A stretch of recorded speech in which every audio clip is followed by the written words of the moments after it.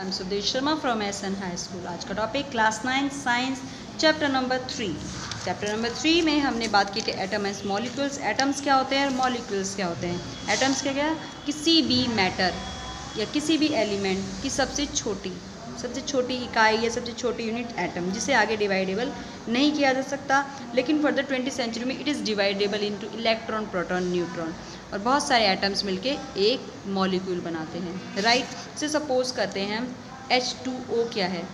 H2O क्या है? एक मॉलिक्यूल है, वाटर का एक मॉलिक्यूल है, जिसका मॉलिक्यूल और किस किस से मिलके बना है? 2 हाइड्रोजन और एक ऑक्सीजन। एक ऑक्सीजन के एटम से और 2 हाइड्रोजन के एटम से मिलके ये एक मॉलिक्यूल बना है, किसका? वाटर का, जिसमें H कितने हैं? 2 एटम्स, ऑक्सीजन का 1 एटम। Clear that? मॉलिक्यूल्स और एटम क्लियर हुआ।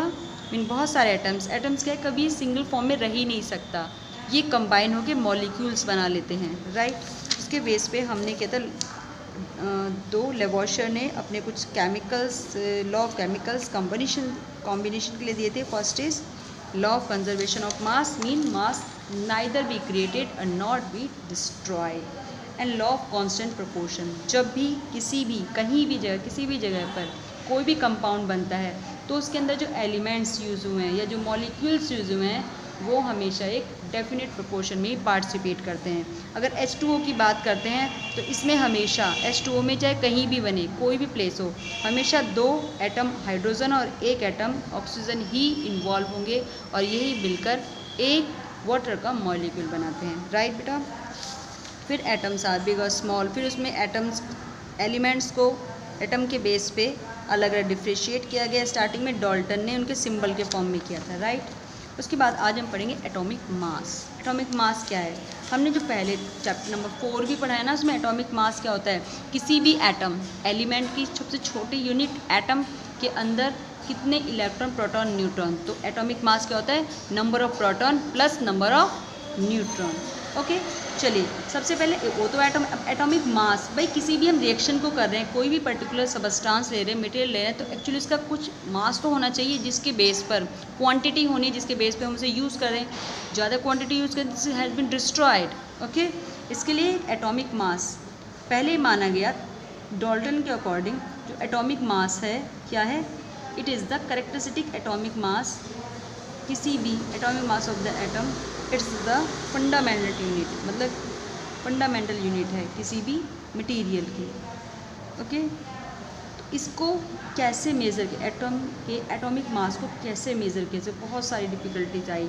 फिर लास्ट में माना गया 1961 में यूनिवर्सिटी ने एक्सेप्ट किया कि कार्बन 12, भाई देखो कोई जैसे हम किसी लेंथ को नापते हैं, हमने एक तरह से एक यूनिट बनाई हुई है ना कि इतनी लेंथ 1 मीटर के बराबर होगी, इसे हमने इसे स्टैंडर्ड माना है।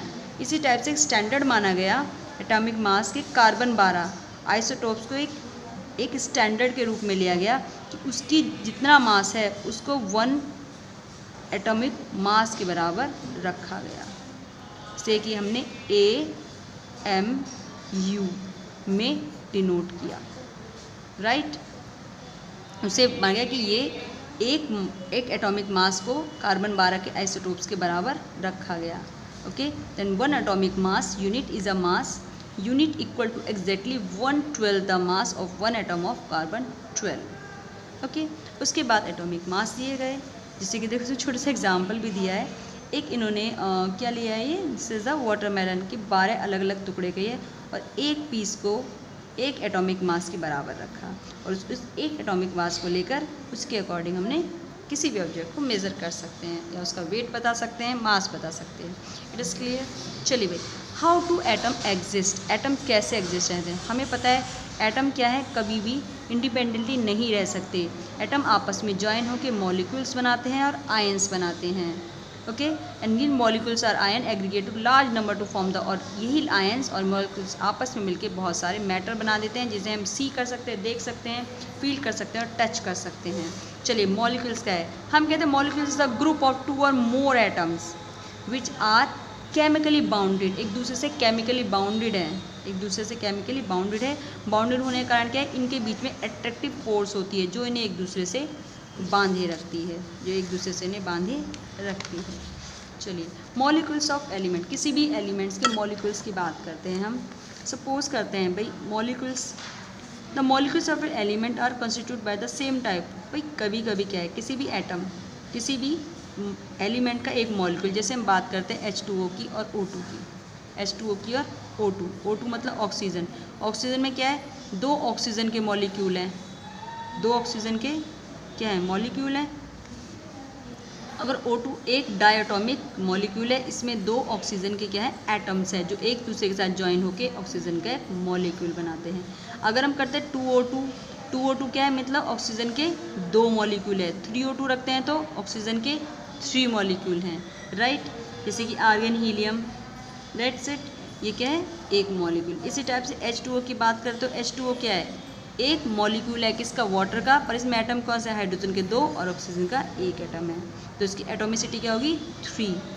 देखो ऑक्सीजन में क्या है सेम एटम्स हैं, लेकिन H2O में क्या है डिफर। इट्स मीन एटम ज़रूरी नहीं कि सेम टाइप भी एटम्स आपस में ज्वाइन हो, सेम भी हो सकते हैं और डिफर भी आपस में मिलकर मॉलिक्यूल्स को बना सकते हैं। ओके, जितने एक किसी भी एलिमेंट के एक मॉलिक्यूल में जितने एटम्स होते हैं उसको उसके एटॉमिसिटी के नाम से जानते हैं। The number of atoms constitute a molecule is known as its atomicity. Oxygen की एटॉमिसिटी कितनी है, 2 एटम है 2, H2O क्या है 3।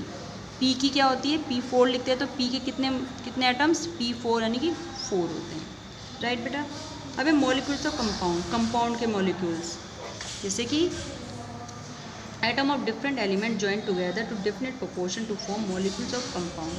एग्जाम्पल है जैसे कि वाटर में क्या है हाइड्रोजन और ऑक्सीजन है 1:8 में, ये 1:8 है। इसके लिए हमें एटॉमिक मास का पता होना चाहिए। हाइड्रोजन का क्या होता है, यस 1 और ऑक्सीजन के होते हैं, भाई हाइड्रोजन का होता है 1 और ऑक्सीजन का होते हैं 16। जब ये ज्वाइन होंगे H2O में क्या होंगे, हाइड्रोजन के 2 हैं तो 2 × 1 रेशो 16, 2:16 या फिर 1:8। Is it clear. चलिए भाई फिर है राइटिंग। अच्छा हाँ, व्हाट एंड आयंस क्या होते हैं, कंपाउंड किससे मिलके बनता है, मेटल और नॉन मेटल से मिलके बना होता है। चार्ज स्पीसीज होती हैं, मेटल्स पे अधिकतर पॉजिटिव चार्ज होता है और नॉन मेटल्स पे नेगेटिव। ये चार्ज स्पीसीज कहलाती है आयंस, नेगेटिव भी हो सकती है पॉजिटिव भी हो सकती है। नेगेटिव चार्ज को कहा जाता है एनायन, याद रखिएगा। Negative charge ion is called anion and positive charge is called cation. This is not a cation, cation, cation. Sodium sulphate में NaCl में Na क्या है positive charge, this is the cation, and Cl this is the anion mean negative charge. Okay, इसी type से charge particle आपस में एक दूसरे का ग्रुप बनाते हैं और ग्रुप बना के ये कंपाउंड के एक मॉलिक्यूल्स को बनाते हैं। अब इन केमिकल फॉर्मूले को जब मैंने Na सोडियम क्लोराइड को NaCl की फॉर्म में लिखा तो केमिकल फॉर्मूले लिखे कैसे जाते हैं। सबसे पहले chemical formula for compound is a symbolic representation, उसके कंपोजिशन का सिम्बॉलिक रिप्रेजेंटेशन है। जैसे भाई सोडियम को रिप्रेजेंट करते हैं Na से और क्लोरीन को करते हैं Cl। ये आपस में केमिकल फॉर्मूला ये क्या दोनों मिलकर कंपाउंड बनाते हैं Na और Cl। इसके पास प्लस का चार्ज है, इस पर माइनस का चार्ज, दोनों आपस में प्लेस होकर या मिलकर एक दूसरे साथ मिलकर NaCl का एक मॉलिक्यूल बनाते हैं। The chemical formula of different compounds can be written easily. For this exercise we need to learn the symbols and combined capacity. किसी भी एलिमेंट की जो कंबाइनिंग कैपेसिटी है वो उसकी वैलेंसी कहलाती है। द कंबाइनिंग पावर या the combining capacity of an element is known its valency. Valency की बेस पर ही एटम आपस में कंबाइन होते हैं। The valency of the atom of an element can be thought of as header arm of इस atom. चलिए भाई इन्हें कैसे करते हैं केमिकल फॉर्मूले को लिखने के लिए। First of all the valencies of some common ions are given. कुछ कॉमन दी हुई हैं जो आपको लर्न करनी है। आपको ये इसकी लर्न, सोडियम की +1 है, पोटेशियम की +1, सिल्वर Ag से रिप्रेजेंट करते हैं Ag+, कॉपर को Cu से रिप्रेजेंट करते हैं +2 वैलेंसी होती है। मैग्नीशियम की +2 है, कैल्शियम की +2, जिंक Zn से रिप्रेजेंट करते हैं, आयरन को Fe से रिप्रेजेंट करते हैं। आपको लर्न करना है बच्चों, कॉपर को Cu से रिप्रेजेंट करते हैं, वैलेंसी होती है 2+, एल्यूमिनियम को Al से रिप्रेजेंट करते हैं, वैलेंसी होती है +3। इस टाइप से आपको उनको लर्न करना है।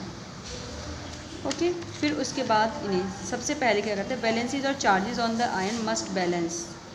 ठीक है, फिर उसके बाद when a compound consist a metal and non metal the name of symbol of metal is written first. सबसे पहले जैसे देखो H और Cl, H और Cl से मिलकर सबसे पहले क्या इनके सिम्बल्स लिखे जाते हैं। First name of the symbol metal is written first. For example CaO, sodium chloride, FeS, copper oxide आपको दिए हुए हैं। क्लोराइड सब है नॉन मेटल्स, इसमें क्या है H क्या है मेटल, Cl क्या है नॉन मेटल लिखे जाते हैं। फिर उसके बाद in compound form with polyatomic ion the ion is enclose the bracket before. इसमें क्या होता है, फिर उसके बाद इनकी वैलेंसीज लिखी जाती है। वैलेंसी लिखने के बाद क्या करते हैं, the formula of the compound is HCl। कैसे हुआ HCl, इनकी वैलेंसीज क्रॉस हो जाती हैं। जैसे कि हम सिंपल देखते हैं CCl4 में देखते हैं, C की वैलेंसी होती है +4, Cl की होती है -1। ये क्या है मेटल एंड दिस इज, ये क्या है मेटल, ये क्या है non metal. Metal and non metal जब आपस में कंबाइन होते हैं, C की होती है +4, ये क्या होती है क्रॉस हो जाती है। C की वैलेंसी Cl से जॉइंट होती है और Cl की वैलेंसी C से। जब कंपाउंड बनाते हैं तो उसमें पॉजिटिव नेगेटिव नहीं दिया जाता। ठीक है, CCl4 आपने देखा ना, CCl4 बनाए carbon tetrachloride, carbon tetrachloride. C के पास Cl की वैलेंसी होगी 1, जिसे 1 को लिखने की ज़रूरत नहीं है, और Cl के पास C की वैलेंसी आ गई 4, CCl4। इस टाइप से फॉर्मूले बनाए जाते हैं। इन फॉर्मूले को आप स्टडी कीजिएगा। Okay, thank you so much, have a nice day.